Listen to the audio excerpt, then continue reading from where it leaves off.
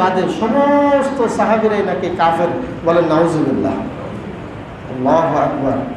তারা শুধুমাত্র আলী রাদিয়াল্লাহু তাআলা আনহু এবং হুসাইন, তারপরে হাসান, এরপরে ফাতেমা, এরপরে বিশ্ব নবীর পরে আর দুই একজন সাহাবী ব্যতীত সব সাহাবীকে তারা নিঃসন্দেহে কাফের বলে এবং তারা ডাইরেক্ট বলে এরা সকলেই, এই সমস্ত সাহাবীরা কাফের এবং মুরতাদ, তারা দিন থেকে খারিজ হয়ে গিয়েছে, বলেন নাউজুবিল্লাহ। তাদের যুক্তি হলো কোনটা, যে নবীর পরে আবু বকরকে খলিফা দেওয়ার সময় যতগুলো সাহাবীরা মৌন সম্মতি জ্ঞাপন করেছে সবাই কাফের, বলেন নাউজুবিল্লাহ। তাহলে চিন্তা করেন একজন সাহাবীর সম্মান মান কত বিশাল, যা হাদিসের পাতায় আমরা দেখতে পাই, অথচ সরাসরি স্পষ্ট তারা সাহাবীদেরকে কাফের ঘোষণা দেয়, নাউজুবিল্লাহ। এরপরে তারা এই জন্য তাদের আরেকটা বিধ্বংসী আকীদা হলো পোষণ করে এই জন্য যে তারা বলে যে আমরা কোরআন থাকতে হাদিস মানব না, হাদিসে আমাদের কোনো প্রয়োজন নাই, আমরা হাদিস মানবই না।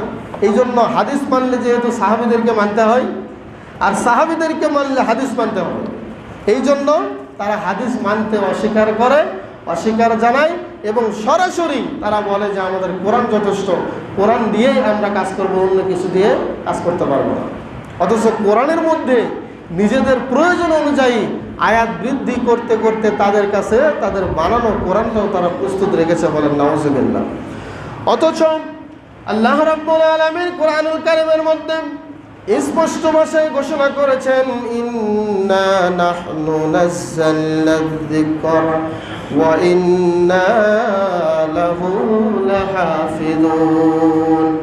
আল্লাহ রাব্বুল আলামিন বলছেন, আমি নিজে কোরআন নাজিল করেছি, কোরআন সংরক্ষণের দায়িত্ব আমি আল্লাহর নিজের হাতে রেখেছি। কোরআনকে যতই মানুষ পরিবর্তন করতে চাক, কোরআনকে যতই মানুষ নিশ্চিহ্ন করতে চাক, কোরআনকে পরিবর্তন করা তো দূরের কথা, কোরআনকে নিশ্চিহ্ন করা তো দূরের কথা, কোরআনের একটা হরফ পর্যন্ত পরিবর্তন করলে অবশ্যই আমি আল্লাহ এটা সহ্য করব না, আমার কাছে ধরা খেয়ে যাবে, বলেন সুবহানাল্লাহ।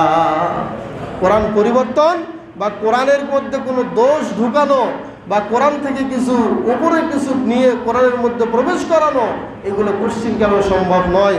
বিশ্বে লক্ষ লক্ষ কোটি কোটি হাফেজে কোরআন রয়েছে, আপনি এক হাফেজকে মেরে ফেললে আরও লক্ষ লক্ষ কোটি কোটি হাফেজ সামনে দাঁড়িয়ে যাবে, কোরআনকে পরিবর্তন করার কোনো সুযোগ নাই।